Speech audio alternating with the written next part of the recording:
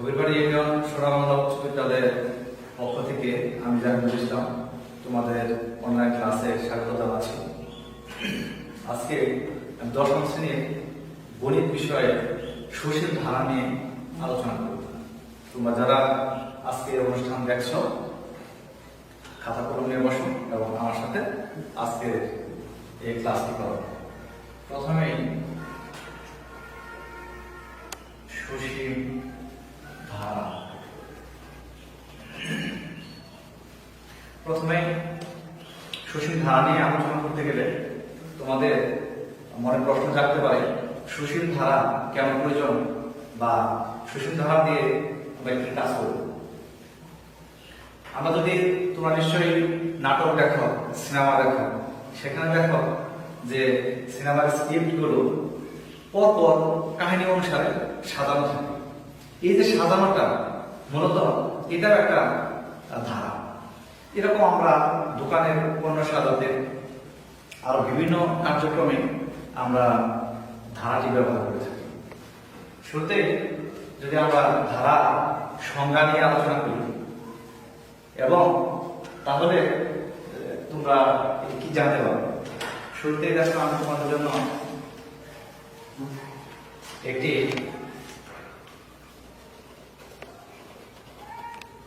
কাগজের মধ্যে লিখে রেখেছি। ধারা জানতে হলে শুরুতে জানতে হবে অনুক্রম কি বা অনুক্রম কাকে বলে। কতগুলো রাশি যদি একটি বিশেষ নিয়মে ক্রমান্বয়ে এমন ভাবে সাজানো হয় যে প্রত্যেক রাশি তার পূর্বের পদ ও পরের পদের সাথে কিভাবে সম্পর্কিত তা জানা যায়, তাহলে এভাবে সাজানো রাশিগুলোর সেটকে অনুক্রম বলে। এখানে আমি উদাহরণ হিসেবে লিখেছি 1, 3, 5 এভাবে n পর্যন্ত বা আরো বেশি। তুমি আরো ইচ্ছা করলে উদাহরণ লিখতে পারো। যেমন আমি যদি লিখি 2, 4, 6, 8। দেখো একটি পদ আরেকটা পদের সাথে কিভাবে সম্পর্কিত এখানে বোঝা যায়। 2, 4, 6 একটি পদ থেকে আরেকটি পদের পার্থক্য হচ্ছে 2 করে, অর্থাৎ প্রতি পদের পার্থক্য 2 করে। কারণ আমরা যদি 8 এর পরের পদটি কত হবে সেটা যদি তোমাকে জিজ্ঞেস করি, আগের পদ কিভাবে হয়েছে সেটা দেখে তুমি বলে দিতে পারবে পরের পদটি 10 হবে। কারণ প্রত্যেকটা পদের পার্থক্য 2 করে। এভাবে সাজানো যে আমরা দেখিয়ে দিতে আমরা বলবো অনুক্রম। আমার সাথে সাথে তোমরা অনুক্রমের আরো কিছু উদাহরণ যদি পারো সেগুলো লিখে ফেলবে। যদি আমরা লিখি 1, 3, 5, 7 এগুলো এরকম এরা সবাই তোমার অনুক্রমের উদাহরণ। আচ্ছা, যদি অনুক্রমটি বুঝে থাকো তাহলে ধারাটি বুঝতে তোমাদের অনেক সহজ হয়ে যাবে। দেখো ধারা যদি আমরা সংজ্ঞা লিখতে চাই বা ধারা যদি বুঝতে চাই তাহলে ধারা তুমি কিভাবে লিখবে।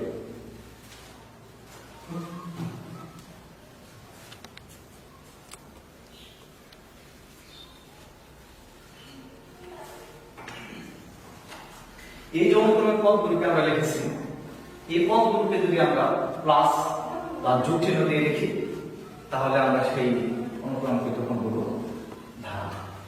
যেমন আবার দেখো অনুক্রমের পদগুলো পরপর প্লাস চিহ্ন বা যোগ চিহ্ন দ্বারা যুক্ত করলে তাকে ধারা বলে। আমি অনুক্রম লিখেছিলাম।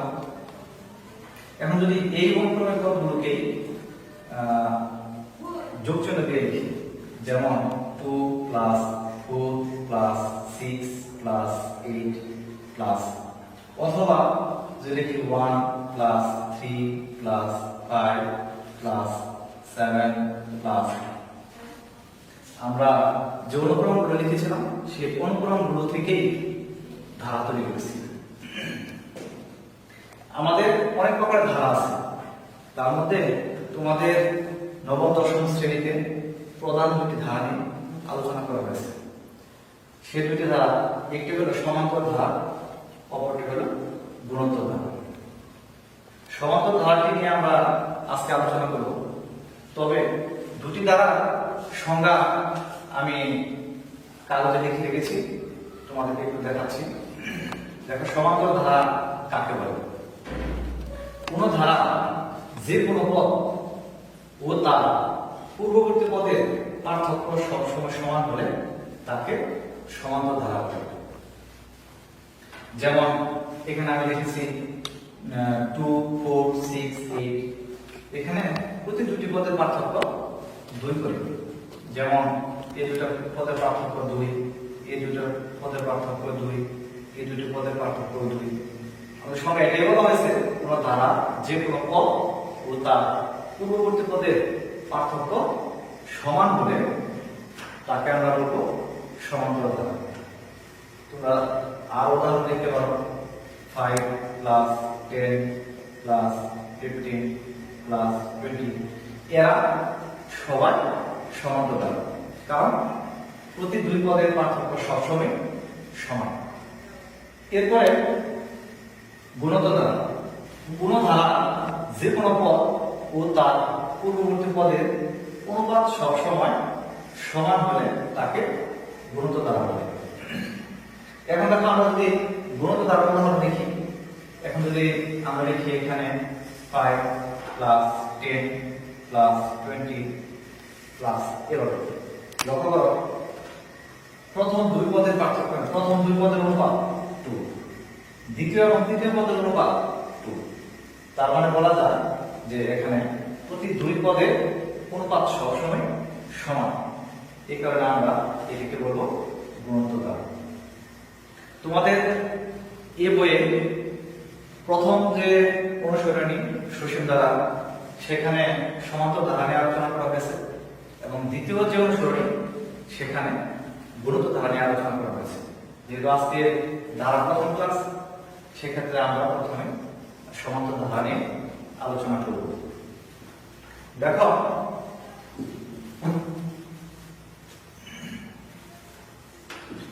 সমান্তর ধারা তোমাকে যদি বলা হয় 2 + 5 + 8 + এভাবে যদি আমি একটি সমান্তর ধারা দেখি, তোমাদেরকে যদি আমি প্রশ্ন করি এই ধারাটি 100তম পদ কত হবে, নিশ্চয়ই খাতা কলম নিয়ে বসে যাবা এবং অনেকক্ষণ হিসাব করে তোমাকে বলতে হবে যে 100তম পদ কত হয়। যদি 100তম পদ না বলে আমাদের আরো বড় পদ জিজ্ঞেস করে 1000তম পদ কত হবে, তাহলে নিশ্চয়ই তোমরা মাথা খাটাতে খাটাতে অস্থির হয়ে যাবে। সেক্ষেত্রে তোমরা কি ভাবছো, যদি একটি সূত্র হতো তাহলে সেটা আমাদের জন্য অনেক সুবিধা হতো। শুধু তাই না, এখন যদি আমি এই ধারাটি লিখে দিয়ে বলি এতে 100টি পদের সমষ্টি বা কত, তাহলে তোমরা আরো বেশি সমস্যা হয়ে যাবে। এই 100টি পদ খাতা কলমে হাতে কলমে এইভাবে যোগ করতে করতে দেখা যাবে তোমাদের অনেক সময় নষ্ট হবে। সেক্ষেত্রে আমাদের কি প্রয়োজন, এগুলো যোগ করার জন্য একটি সূত্র দরকার। আমরা তাই এই সসীম ধারার ক্ষেত্রে দুটি সূত্র ব্যবহার করব। একটি হলো তম পদ বের করার জন্য, আর একটি সমষ্টি বের করার জন্য। তার মধ্যে সূত্র দুটি আমি লিখি। প্রথম হইল n-তম পদ সমান, সূত্রটা হবে a + n-1 × d, যেখানে a হলো প্রথম পদ, n হলো পদের সংখ্যা এবং d হলো প্রতি দুই পদের পার্থক্য। আবার যদি n-তম পদের সমষ্টি বের করতে বলি,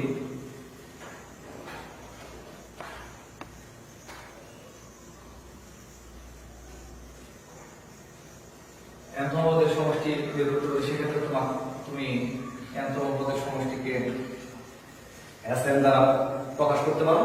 সেক্ষেত্রে সূত্রটি হবে n/2 2a + n-1 into D. নিশ্চয়ই তোমাদের প্রশ্ন জাগে সূত্র দুটি এরকম কেন হলো, কিভাবে এদেরকে প্রমাণ করা যাবে। আমি তোমাদের সূত্র দুটি প্রমাণ দেখাবো।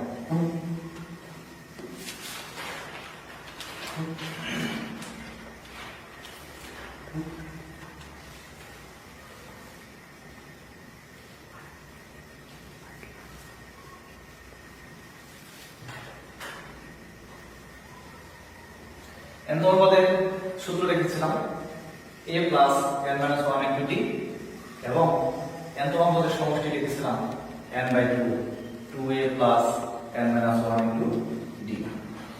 এখন যদি আমরা সূত্রটি প্রমাণ করতে চাই তাহলে কিভাবে প্রমাণ করতে পারি?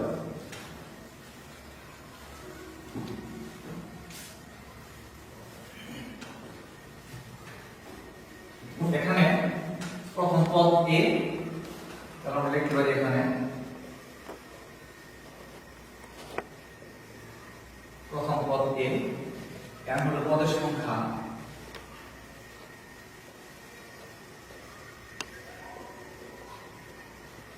d হলো পার্থক্য। পার্থক্য অথবা তোমরা এটাকে সাধারণ অন্তর লিখতে পারো। তাহলে সূত্রটি হয় a প্লাস n তম পদ সমান a plus n minus 1 into d। আমরা যদি প্রমাণ করতে চাই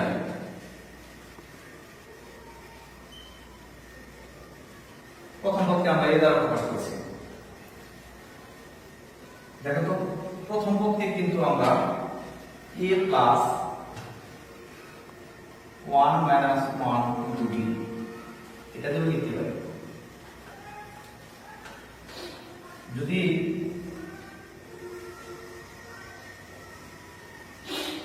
দ্বিতীয় পদ দেখি, দ্বিতীয় পদ নিশ্চয়ই প্রথম পদ থেকে d পরিমাণ বেশি হবে, সেক্ষেত্রে আমরা a plus d, a plus d K a plus 2 minus 1 into d এটা লিখতে পারি। অনুরূপভাবে আমরা যদি তৃতীয় পদ দেখতে চাই, চতুর্থ পদ দেখতে চাই, তাহলে কি লিখব? তৃতীয় পদ দেখতে লিখব a প্লাস 2d, আর এটাকে 3 মাইনাস 1 ইনটু d লেখা হবে। অনুরূপভাবে চতুর্থ পদকে a plus 4 minus 1 into d, অর্থাৎ এটাকে লিখতে এবং a প্লাস 3d অর্থাৎ a plus 4 minus 1 into d এটা লিখতে পারবো। অনুরূপভাবে যদি আমরা এখন n তম পদ লিখতে চাই, তোমরা লক্ষ্য করো প্রথম পদ যখন লিখেছিলাম তখন 1 মাইনাস 1 লিখেছি, দ্বিতীয় পদ যখন লিখেছি 2 মাইনাস 1 লিখেছি, তৃতীয় পদ যখন লিখেছি 3 মাইনাস 1 লিখেছি, চতুর্থ পদ যখন লিখেছি 4 মাইনাস 1 লিখেছি। এখন যদি আমরা n তম পদ লিখতে চাই তাহলে নিশ্চয়ই a প্লাস n মাইনাস 1 লিখব। তাহলে নিশ্চয়ই তোমাদের সূত্র প্রমাণ হয়ে গেল।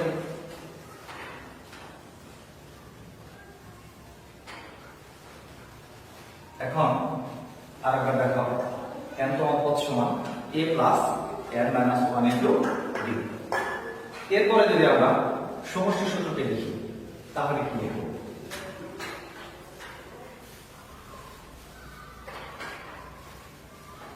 সমষ্টি সূত্রটি ছিল n তম পদের সমষ্টি Sn সমান n by 2 2a plus n minus 1 into d। কি ছিল? এখানে প্রথম পদ ছিল এ,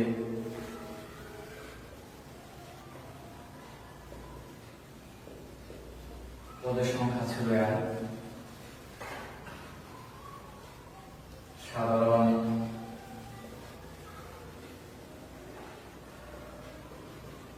অন্তর ছিল d, শেষ পদকে আমরা প্রকাশ করব p দ্বারা, n তম পদের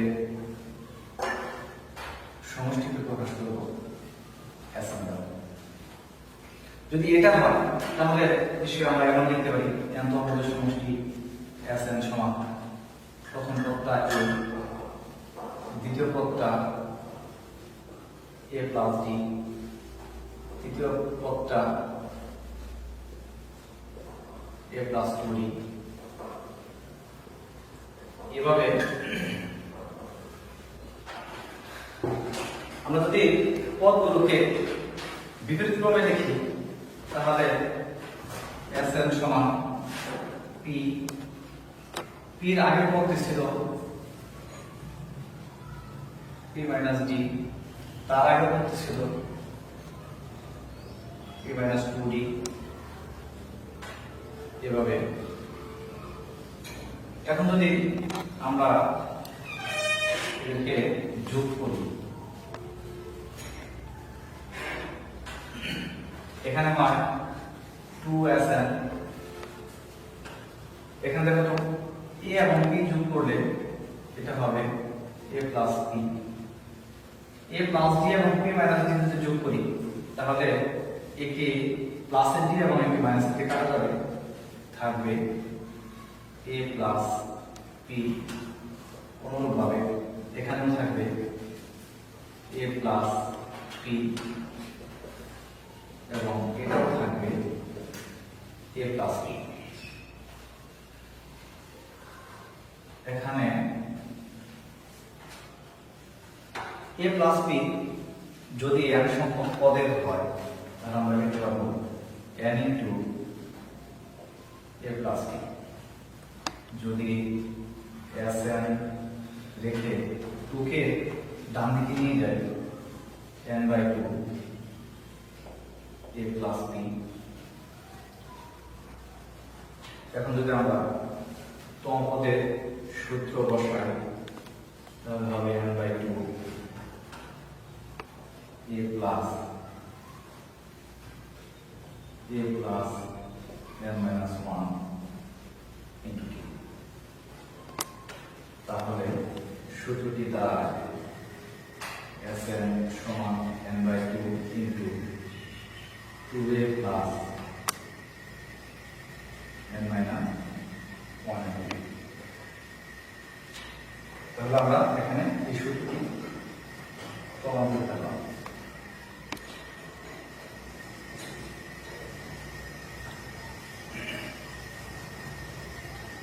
এখন এই সূত্রগুলো দিয়ে কিভাবে আমরা গাণিতিক সমস্যার সমাধান করব সেগুলোকে লক্ষ্য করি। আমি আগে আলোচনা বলেছিলাম যে কি ধরনের সমস্যা সলভ করার জন্য আমরা এই ধারাটি করব। আমি এগুলো বুঝলি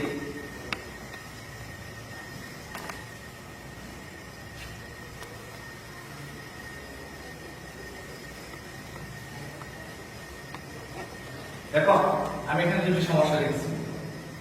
একটি হলো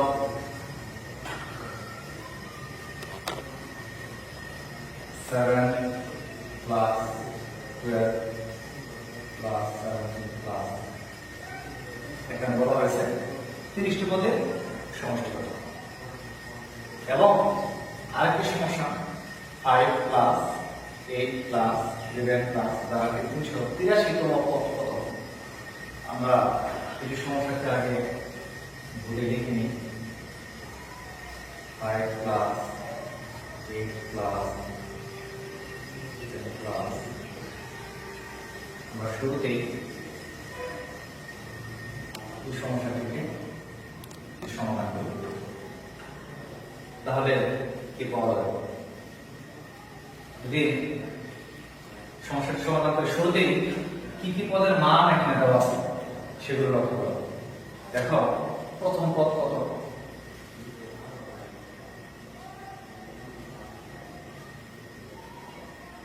প্রথম পদ এ, এর মান হলো 5।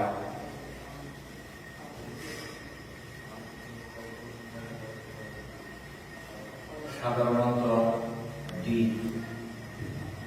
এ থেকে 5 বিয়োগ দিই অথবা 11 থেকে 8 বিয়োগ দিই, সব ক্ষেত্রে অন্তর হবে 3। এখন আমাদের প্রশ্ন হলো ধারাটি যদি এভাবে চলতে থাকতো তাহলে কোথাও কোনো একটি পদ 383 পেতাম। সে 383 সংখ্যাটি কততম আমরা যদি জানি না সেটি কততম, আমরা ধরে নিই সেটি আঁকব। তাহলে আমরা এখন বলতে পারি ধরি এনতম পদ 383। এনতম পদের সূত্র যদি ব্যবহার করি তাহলে আমরা লিখতে পারবো a plus n minus 1 into d, এটি হলো 383। এখানে তোমার এর মান আছে, এর মান হলো 5, n মাইনাস 1 d, d এর মান হলো 3, সমান হলো 383 বা 5 প্লাস 3 দ্বারা গুণ করলে 3n, 3 দ্বারা মাইনাস 1 কে গুণ করলে মাইনাস 3, সমান হলো 383। আমরা যদি 3n রাখি প্লাস 5 এবং মাইনাস 3, তাহলে থাকে প্লাস 2, সমান হলো 383। 2 বাম পাশে প্লাস 2 কে যদি আমরা বাম দিক থেকে ডান দিকে নিয়ে যাই তাহলে সেটি বিয়োগ হয়ে যাবে। 3n সমান 383 মাইনাস 2 বা 3n সমান 381। আমরা আসলে n এর মান চাচ্ছি। 3 এবং n এখানে আছে গুণ, যদি 3 টাকে আমরা বাম দিক থেকে ডান দিকে নিয়ে যাই তাহলে এটা হয়ে যাবে ভাগ। n সমান 381 বাই 3, অতএব n সমান 127। তাহলে এখন বোঝা গেল আমরা এই ধারাটি যদি আগাতে থাকতাম তাহলে এই ধারা কোথাও একটি পদ যাকে আমরা 383 পেতাম সেটি হতে 127 নাম্বার। নিশ্চয়ই বুঝতে পেরেছ সুপ্রিয় শিক্ষার্থী। এখন আমরা আমাদের দ্বিতীয় সমস্যাটি সমাধান করব। আমাদের দ্বিতীয় সমস্যাটি ছিল 7 প্লাস, আমরা এটা মুছে দিই, তারপরে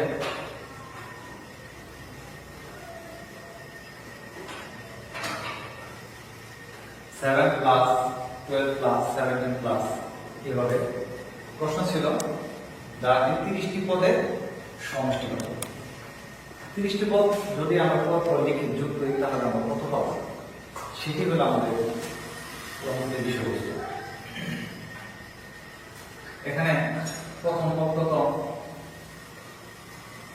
প্রথম পদ এ সমান 7, সাধারণ অন্তর ডি হবে 12 মাইনাস 7 অথবা 17 মাইনাস 12 5। প্রতি ক্ষেত্রে পার্থক্যগুলো সমান বলে আমরা এটিকে সাধারণ অন্তর বলি। এরপরে এখানে বলা আছে 30টি পদের সমষ্টি, তার মানে পদ সংখ্যা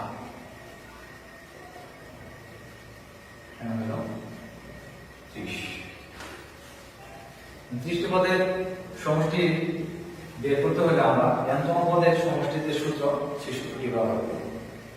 তোমরা জানো n-তম পদের সমষ্টি Sn সমান n/2 2a plus n minus 1 into d। এই সূত্রটি ব্যবহার করব।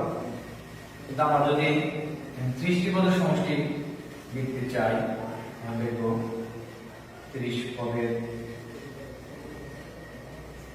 সমষ্টি S30 সমান কয়টি পদ? 30টি পদ।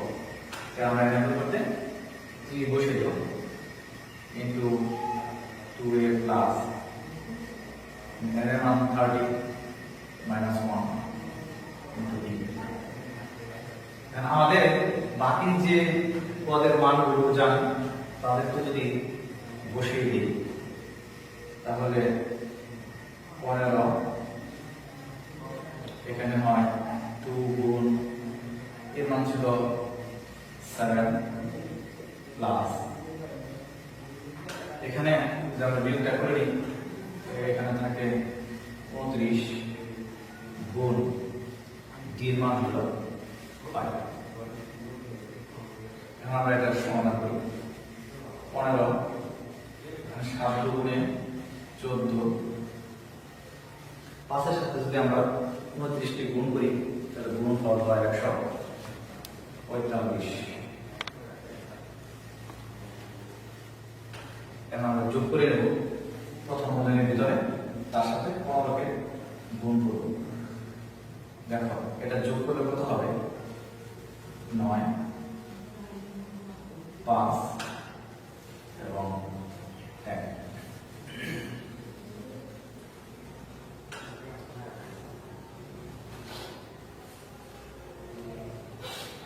এখন যদি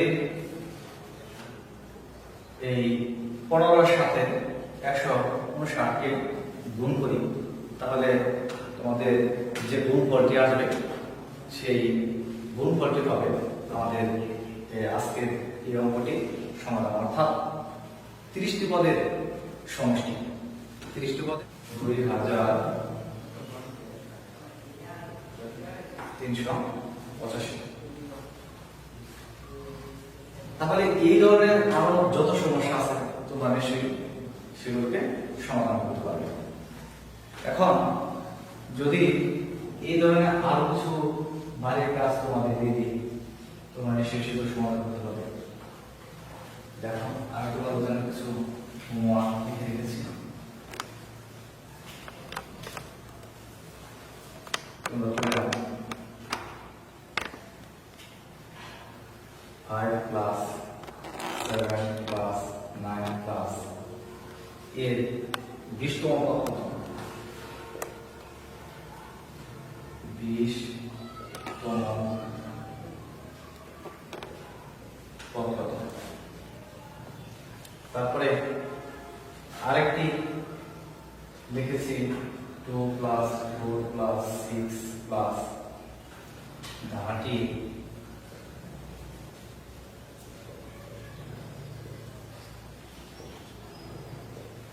full পদ 500। আমি সমষ্টি থেকে লিখেছি 5 plus 11 plus 17 plus 59 সমান কত? অর্থাৎ এভাবে ধারাটি সম্পূর্ণ করলে শেষ পদটা আমরা অনুসার পাবো এবং সেই যোগফলটা কত আসে। আরেকটি 8 plus 16 plus 24 ধারাটি 9 পদের সমষ্টি কত?